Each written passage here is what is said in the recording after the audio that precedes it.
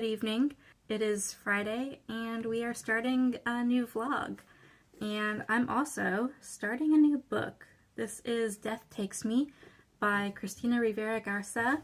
I have not read any of this author's books, but I am interested in this one. This is an advanced review copy, but it comes out on the 25th of February, so I think by the time I upload this, it will have been released. So this is a dreamlike, genre-defying novel about a professor and detective seeking justice in a world suffused with gendered violence. This author also wrote The Iliac Crest, which I've heard of, and a few books that I haven't heard of, but she did win the Pulitzer Prize, so that is pretty cool. Yeah, I saw that the release date was coming up. I am intrigued by what I do know about it, and at the same time, I'm just working through some of Carol Ann Duffy's poems in The Bees. I think this was the first book of poems that she released as Poet Laureate. And yeah, I like what I've read so far. I've dog-eared a few pages.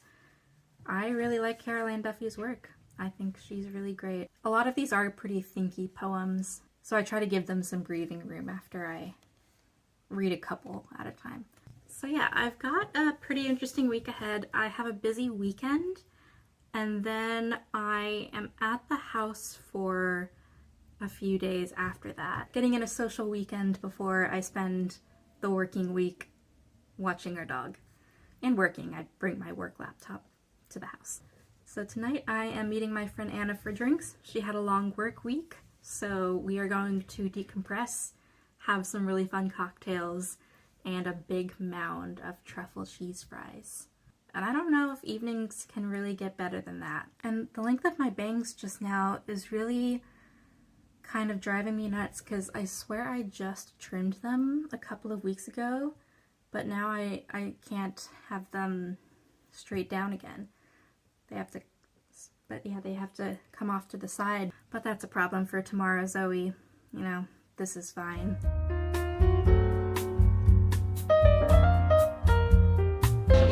I like this dinosaur eating your head. Yeah.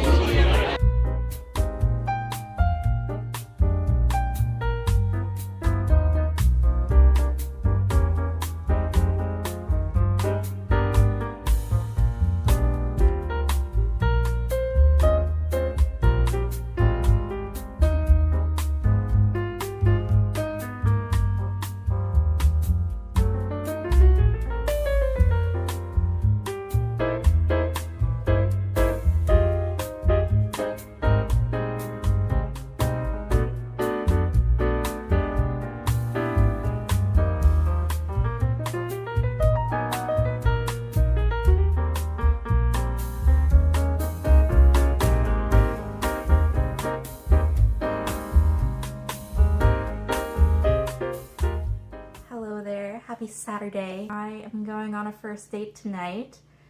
My first date in almost a year, I think. I'm excited. I'm a little sleepy, but still excited. I've done the hair, I've done the makeup. I did trim my bangs as I said I would, and they are still too long.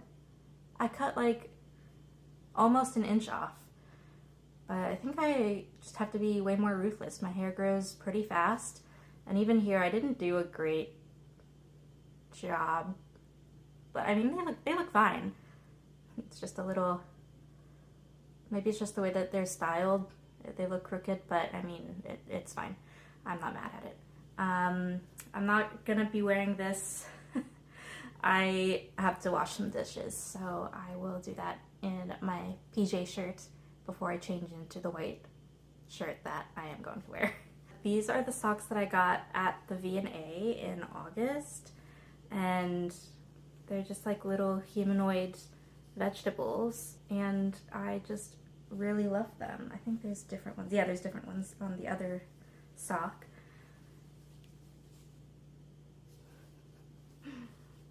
It's so cute. So I guess I get to choose which of the vegetables faces out. And I think we're gonna go with mushroom facing out and onion facing out. Yeah. Okay. Okay. So I think we've landed somewhere that's like David Bowie and Labyrinth meets Farrah Fawcett, which, sure, yeah, we'll go with that. All right, let's take this pirate on a date. Morning, happy Super Bowl Sunday. I am going to a Super Bowl watch party thing, as you can probably imagine, mostly for the food and company. I am going to make some chocolate chip cookies. It's my favorite recipe. I'm gonna make a double batch. One batch to bring along, and then one batch to keep in my freezer.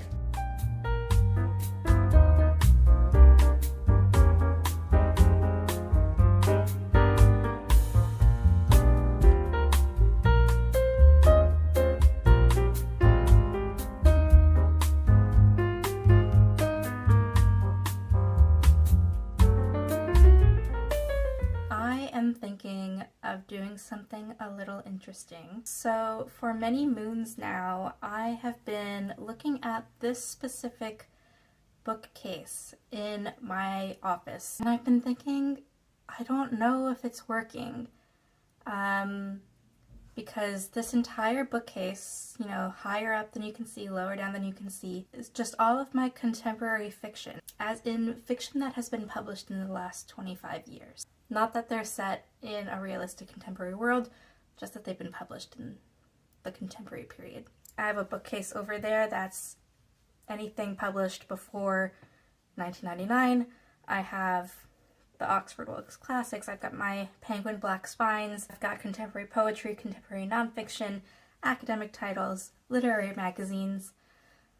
But they are all kind of categorized in smaller chunks, so that when I'm ready to read a new book, I can kind of decide what smaller category of literature that I am interested in reading. But on this bookcase, I have short stories, I have speculative fiction, I have historical fiction, kind of all mixed in together.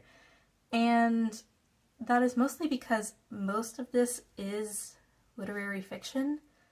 I don't read a lot of speculative fiction.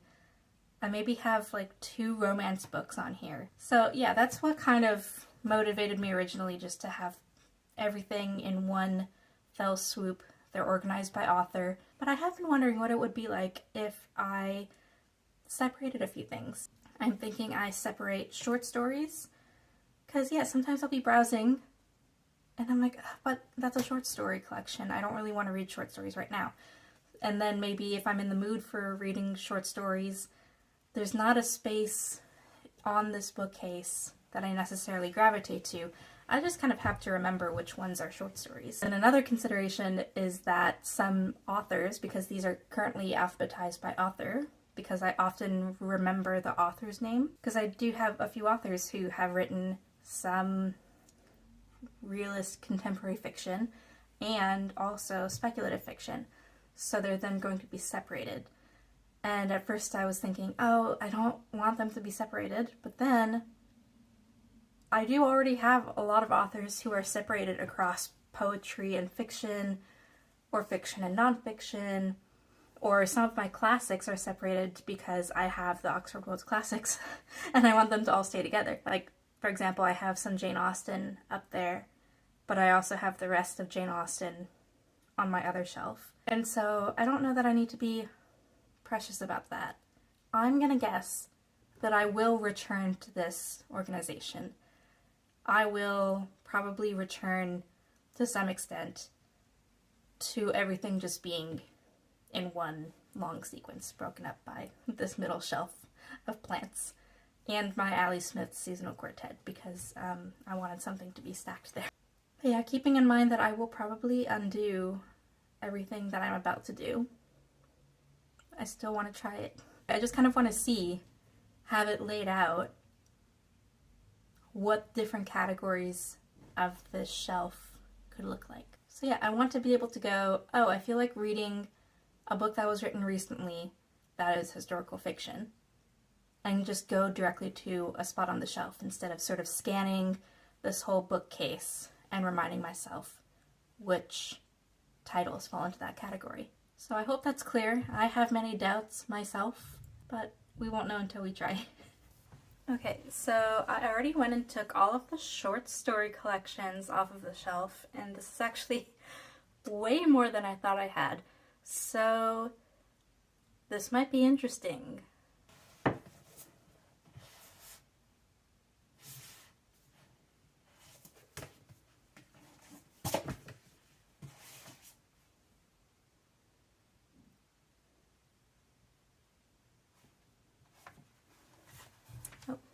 This is short stories. Didn't know it was until I flipped the cover around. Love this book. This is an interesting one because I think it classifies as speculative fiction because it's set in a near apocalyptic future, but it's just like so close and so plausible. This was published in 1996. So my rule for like what goes on this shelf and what goes on the 20th century shelf on the other bookcase, it's really kind of vibes. So I try to keep authors together. So if they're writing in the 90s or like before that, so if they were writing in the 20th century and also publishing books in the 21st century, I will keep them together, usually on this shelf. This is an example. A Certain Hunger feels very silly to keep beside like Elena Ferrante and Sally Rooney, but I haven't made a category for like thriller, horror, so I guess it stays.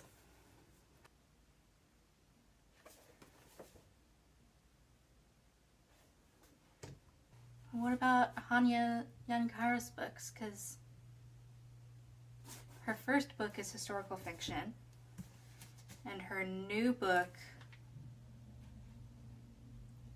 is 2 parts historical fiction, 1 part set in the future, and then A Little Life has no specified time period. Hanya.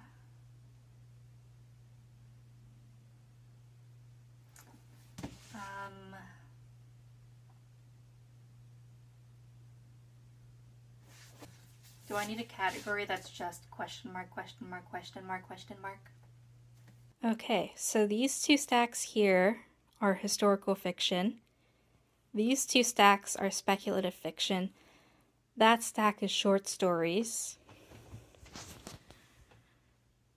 And this is what we look like now.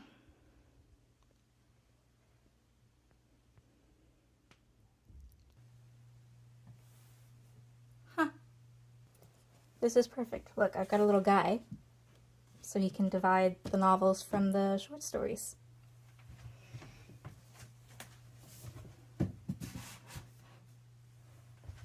Uh-oh. Are these all going to fit? They have to. It's the same amount of space there was before. Alrighty, so we've got our historical fiction up here, speculative fiction here, plant shelf, then yeah, contemporary, lit fic, whatever you'd like to call it, novels through these 2 shelves and a half, and then the rest is short stories. So I think I just realized that I never took a before shot, so just trust me on it. So now that I've separated them, I have room or no room to grow depending on different genres within contemporary published fiction. So now I currently have no room to budge in speculative fiction. It's weird seeing books that were always on the bottom shelf on the top shelf and vice versa. It's weird to see Hanya Yanagihara like on the top shelf. So yeah, it feels like when you move your furniture around, you gotta sit with it for a bit. So okay, immediately after I filmed that clip, I moved some more things around. There were some books that were out of alphabetical order, and then I switched a couple of books around between historical and speculative. I've got a lot of books that really are on the edge there. So yeah, it's not super consistent, like especially kind of more gothic or surreal books. Some are in historical, some are in speculative, Some are in the other category. We might have categorized them differently. I might categorize them differently in the future. I might give up this entire system altogether. But yeah, well, I genuinely did not expect to have that much variety in books. Even what's left in Litfic could be separated a little more, but I don't feel like doing that just now. Yeah, we'll sit with it. We'll see if this makes sense to me as I use it.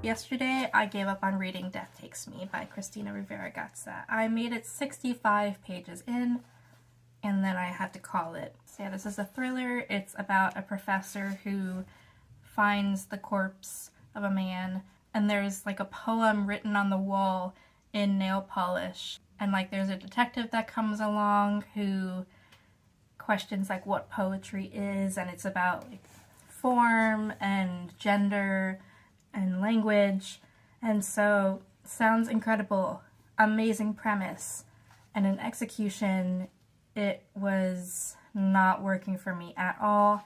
I gave it almost 2 parts. I don't know how many parts there are, but it felt very cumbersome, very opaque, and I was not intrigued enough or motivated enough to think as deeply as I felt like I was being asked to think.